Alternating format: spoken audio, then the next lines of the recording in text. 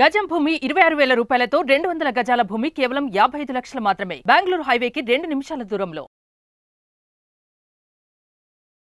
Suman TV ప్రేక్షకులకు నమస్కారం. నేను మీ Revanth. Welcome to post market analysis. So ఈ రోజు మార్కెట్స్ ఎలా క్లోజ్ అయ్యాయి, మనకి ఈ రోజు పర్టికులర్ గా ఫోకస్ లో ఉన్నటువంటి న్యూస్ ఏంటి, అలానే నిఫ్టీ అండ్ బ్యాంక్ నిఫ్టీ యొక్క support and resistance for tomorrow ఏంటో కూడా చూద్దాము. సో ఈ రోజు మార్కెట్స్ అన్ని కూడా మనకి ఒక పాజిటివ్ క్లోజింగ్ అయితే ఇచ్చాయి. It is very good positive closing. So global గా మనకు వచ్చినటువంటి పాజిటివ్ న్యూస్ తోటి మనకి అన్ని మార్కెట్స్ కూడా, సో మన శుక్రవారం రోజు మనం గమనించినట్లయితే మన ఫెడ్ చైర్మన్ గారు జాక్సన్ హోల్ సమిట్ లో అయితే మాట్లాడడం జరిగింది. సో అందులో ఇంట్రెస్ట్ రేట్ కట్స్ కి సంబంధించి కొంతవరకు పాజిటివ్ గానే మాట్లాడారు. సో సెప్టెంబర్ లో ఏమన్నా మనకి ఇంట్రెస్ట్ రేట్ కట్స్ ఉండొచ్చు అనే ఒక పాజిటివ్ ఎక్స్పెక్టేషన్ అయితే మార్కెట్ లో బాగా బిల్డ్ అయింది. సో దాంతో మనకి శుక్రవారం రోజు నైటే మనకి యుఎస్ మార్కెట్స్ అనేవి పాజిటివ్ గా క్లోజ్ అవటం అయితే అబ్జర్వ్ చేసాం. సో దాని తర్వాత ఈ రోజు మన ఇండియన్ మార్కెట్స్ కూడా కొంతవరకు పాజిటివ్ టెరిటరీలో ఎంటర్ అవ్వటం అండ్ ఓపెన్ అవ్వటం అండ్ క్లోజింగ్ కూడా బాగా ఇవ్వటం. సో ఆ పాజిటివ్నెస్ తోటి ఈ రోజు నిఫ్టీ దాదాపుగా 0.76% హైయర్ సైడ్ క్లోజ్ అయి 25,000 సైకలాజికల్ నెంబర్ అబౌవ్ క్లోజింగ్ రావటం అనేది మాత్రం డెఫినెట్ గా ఒక మంచి విషయం. అండ్ అదే విధంగా బ్యాంక్ నిఫ్టీ కూడా ఈ రోజు దాదాపుగా 51,000 అండ్ అబౌవ్ క్లోజింగ్ ఇచ్చింది. దాదాపుగా 51,163 దగ్గర మంచి క్లోజింగ్ ఇచ్చింది. సో ఈ పాజిటివ్ న్యూస్ కి డెఫినెట్ గా ఉన్నటువంటి వన్ మేజర్ రీజన్ మనకి ఫెడ్ ఇంట్రెస్ట్ రేట్ కట్స్ అనేవి జరుగుతాయి అని. సో జాబ్ మార్కెట్ ని ప్రొటెక్ట్ చేయాలి, మీ ఫెడ్ ఇంట్రెస్ట్ రేట్ కట్ చేయాల్సిన సమయం కూడా వచ్చేసిందని ఒక న్యూస్ తోటి మనకి మార్కెట్స్ అన్ని కూడా పాజిటివ్ గానే ఉన్నాయి. సో ఈ రోజు మోస్ట్ ఆఫ్ ద టైం మనకి యూఎస్ ఫీచర్స్ మార్నింగ్ లో కొంతవరకు నెగిటివ్ టెరిటరీలో ఉన్న తర్వాత ఫ్లాట్ గానే ఉన్నాయి. సో బేసిక్ గా మనకు ఒక ఫ్లాట్ ఓపెనింగ్, అంటే యూఎస్ లో మార్కెట్స్ కూడా ఇవాళ మేబీ ఫ్లాట్ గానే ఉండొచ్చు అని అనిపించింది యూఎస్ ఫీచర్స్ చూసిన తర్వాత. సో ఈ రోజు క్లోజింగ్ ని బట్టి మనకు ఆ కంటిన్యూషన్, అంటే మనకి ఆ పాజిటివ్ కంటిన్యూషన్ ఉంటుందా లేదా కూడా అర్థమైపోతుంది. బట్ మొన్నటి న్యూస్ వల్ల మాత్రం మనకి కొంతవరకు ఐటీ సెక్టర్ ఇవైతే బాగా సపోర్ట్ చేశాయి. సో ఇన్ఫాక్ట్ ఈ రోజు మనకి బ్యాంకింగ్ సెక్టరే బాగా సపోర్ట్ చేయలేదని చెప్పాలి. అందులో పిఎస్యు బ్యాంక్ సెక్టర్ కొంతవరకు మనకి కాంట్రిబ్యూషన్ ఇవ్వలేదు. పిఎస్యు బ్యాంక్ ఇండెక్స్ కూడా మనకు గనక పాజిటివ్ గనక సపోర్ట్ చేసి ఉంటుంటే ఈ రోజు అన్ని సెక్టర్స్ మనకి మార్కెట్ లో అయితే పాజిటివ్ గా క్లోజ్ అయి ఉండేవి. సో ఈ రోజు మనం బ్రాడర్ మార్కెట్ ఆస్పెక్ట్ లో చూసుకున్నప్పుడు ఓన్లీ పిఎస్యు కొంతవరకు ఎఫెక్ట్ అయినట్టుగా అయితే కనిపిస్తుంది. అండ్ ఐటీ సెక్టర్ మనం ఇంతకు ముందు కూడా చెప్పుకున్నాం, ఇంట్రెస్ట్ రేట్ కట్స్ అంటూ గనక వచ్చాయి అని అంటే ఫస్ట్ ఐటీ సెక్టర్ కి మంచి పాజిటివ్ న్యూస్ ఉండడానికి అయితే అవకాశం ఉంటుంది అని. సో ఐటీ సెక్టర్ ఈ రోజు దాదాపుగా మన ఇండియాలోనే 1.39% హైయర్ సైడ్ క్లోజ్ అయింది. అండ్ ఆ ఇంట్రెస్ట్ రేట్ కట్స్ వల్ల నెక్స్ట్ బెనిఫిట్ అయ్యేది డెఫినెట్ గా మెటల్ సెక్టర్, అంటే కన్స్ట్రక్షన్ రిలేటెడ్.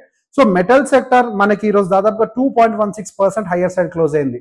ఈ రోజు టాప్ గెయినర్స్ లో మనకి మెటల్ సెక్టారే ఉంది. ఈ రోజు నిఫ్టీని అయితే ఎక్కువగా డ్రైవ్ చేసింది Nifty, IT and as well as the metal sector. ఈ రెండు అయితే మనకి ఈ రోజు బాగా మార్కెట్ ని డ్రైవ్ చేశాయి. సో బ్రాడర్ మార్కెట్ అంతా కూడా ఈ రోజు మనకి పాజిటివ్ గా ఉంది ఎక్సెప్ట్ మనకి పిఎస్యు బ్యాంక్ ఇండెక్స్. అండ్ మనకి small cap and mid cap విషయానికి వచ్చేసరికి అవైతే కొంతవరకు అంటే 0.5 ఇన్ అండ్ అరౌండ్ లో మాత్రమే క్లోజింగ్ ఇచ్చాయి. సో ఈ రోజు మార్కెట్ అప్డేట్ అయితే ఇది. And support and resistance last లో మాట్లాడదాం. ఇన్ బిట్వీన్ మనం పేటిఎం కి సంబంధించిన ఒక ఇంపార్టెంట్ న్యూస్ గురించి మాట్లాడాలి. ఈ రోజు పేటిఎం ఆల్మోస్ట్ 7 to 9% మధ్యలో డ్రాప్ అయింది. సో దానికి గల మేజర్ రీజన్ ఏంటి, మనకి గత కొన్ని రోజులుగా గమనించినట్లయితే పేటిఎం మీద కంటిన్యూస్ గా ఏదో ఒక బ్యాడ్ న్యూస్ ఇన్ఫ్లో అయితే ఉంటూనే ఉంది. రీసెంట్ గా పేటిఎం పేమెంట్ బ్యాంక్స్ మీద ఆర్బీఐ వాళ్ళకి సంబంధించి ఆపరేషన్స్ ఆపేయాలని చెప్పేసి వాళ్ళు స్ట్రిక్ట్ గా నోటీస్ ఇచ్చారు. సో దాని తర్వాత ఇప్పుడు రీసెంట్ గా మళ్ళీ సెబీ మన పేటిఎం డైరెక్టర్ అయినటువంటి విజయ్ శేఖర్ శర్మ గారికి అండ్ అదర్ డైరెక్టర్స్ మీద షోకాస్ నోటీస్ అయితే ఇష్యూ చేసింది. ఆ షోకాస్ నోటీస్ వచ్చిన తర్వాత మార్కెట్ లో దాదాపుగా 7 to 9% పేటిఎం డ్రాప్ అయితే కనిపించింది.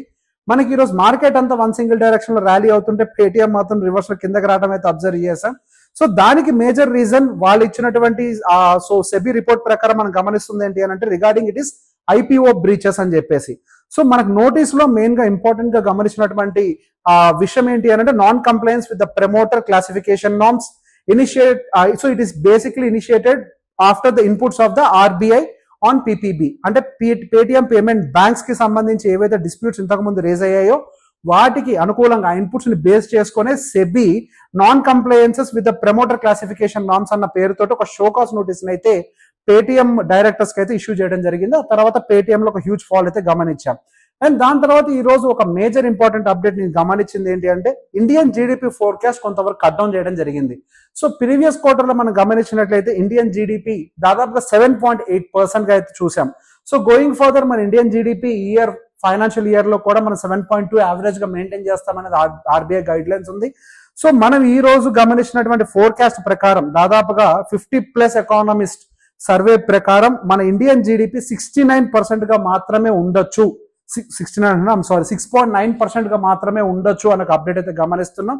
దానికి గల మేజర్ రీజన్ మనకు ఉన్నటువంటి ప్రీవియస్ వెదర్ ఎఫెక్ట్స్ అయి ఉండొచ్చు అండ్ ఎలక్షన్స్ వచ్చాయి కాబట్టి సో మార్కెట్ మీద స్పెండింగ్, సో క్యాపిటల్ స్పెండింగ్ అనేది ప్రభుత్వం వైపు నుంచి కూడా తగ్గటం, సో ఇవన్నీ కూడా కొంతవరకు ఈ ఇయర్ లో ఉన్నటువంటి జీడిపి డేటాని కొంతవరకు ఇంపాక్ట్ చేయొచ్చు. అది 6.9% గా ఉండొచ్చు, 7.2 ఉండకపోవచ్చు అనేది అయితే కనిపిస్తుంది. సో బేసిక్ గా మనకి ఈ జీడిపి డేటా అయితే మాత్రం మనకి శుక్రవారం నాడు రాబోతోంది.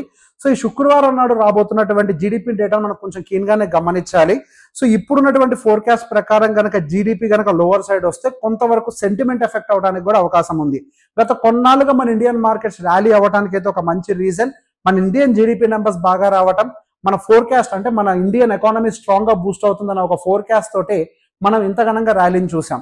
సో ఒకవేళ జీడిపి నెంబర్స్ గనక ఏమన్నా బాగా ఎక్స్పెక్టేషన్స్ కంటే బాగా లోవర్ సైడ్ వచ్చాయంటే మాత్రం కొంతవరకు నెగిటివ్ సెంటిమెంట్ ట్రిగ్గర్ అవడానికి కూడా మన ఇండియన్ మార్కెట్స్ మీద ఉంది.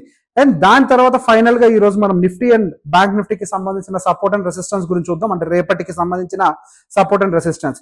సో నిఫ్టీకి సంబంధించినటువంటి సపోర్ట్ మనం 24,900 అంటే సుమారుగా ఒక 100 పాయింట్లు బిలోలో చూస్తున్నాము. బట్ రెసిస్టెన్స్ మాత్రం ఇమీడియట్ గానే చూస్తున్నాం 25,080. దాని అబోవ్ స్ట్రాంగ్ గా క్లోజ్ అయితే గనక రేపు మనకి ర్యాలీ కంటిన్యూ అవ్వచ్చు. లేనట్లయితే గనక మనం కొంతవరకు అక్కడి నుంచి రిజెక్షన్స్ ఎదుర్కోవడానికి అయితే రెసిస్టెన్స్ దగ్గర నుంచి అవకాశం ఉంది. సో ఈ ఏరియాను కొంచెం కీన్ గా అబ్జర్వ్ చేయాలి. అండ్ అదే బ్యాంక్ నిఫ్టీ విషయానికి వచ్చేసరికి మనం 51,000 స్ట్రాంగ్ సపోర్ట్ గా అబ్జర్వ్ చేస్తున్నాము. అది కూడా పెద్ద డిస్టెన్స్ ఏం లేదు, 160 పాయింట్స్ కిందనే ఉంది. ఒకవేళ అది బ్రేక్ అయితే కనుక ఇంకో 500 పాయింట్స్ డౌన్ సైడ్ ట్రిగ్గర్ అవడానికి స్కోప్ కనిపిస్తుంది. అండ్ అదే రెసిస్టెన్స్ విషయంలోకి వచ్చేసరికి 51,450 నుంచి 51,620. సో ఆల్మోస్ట్ ఇది ఒక 170 పాయింట్ రేంజ్. ఈ 170 పాయింట్ రేంజ్ లో కొద్ది వరకు సెల్లింగ్ ఏమైనా యాక్టివేట్ అవ్వచ్చా అని టెక్నికల్ గా కనిపిస్తుంది. అక్కడ కొద్దిగా రెసిస్టెన్స్ కనిపిస్తుంది. సో బేసిక్ గా ఈ రోజుకి మన కావాల్సినటువంటి ఇంపార్టెంట్ అప్డేట్స్ అని కూడా క్లోజ్ చేశాము. అండ్ ఎస్ మనం ఒక పెన్షన్ స్కీమ్ కి సంబంధించి మాట్లాడాల్సి ఉంది. దానికి సంబంధించి ఒక సపరేట్ డెడికేటెడ్ వీడియో అయితే ప్లాన్ చేశాము. ఈ వీడియో కనుక మీకు నచ్చినట్లయితే ప్రతిరోజు ఇదే టైంకి మన మార్కెట్ అనాలిసిస్ ని ఫాలో అవ్వండి. Thank you very much.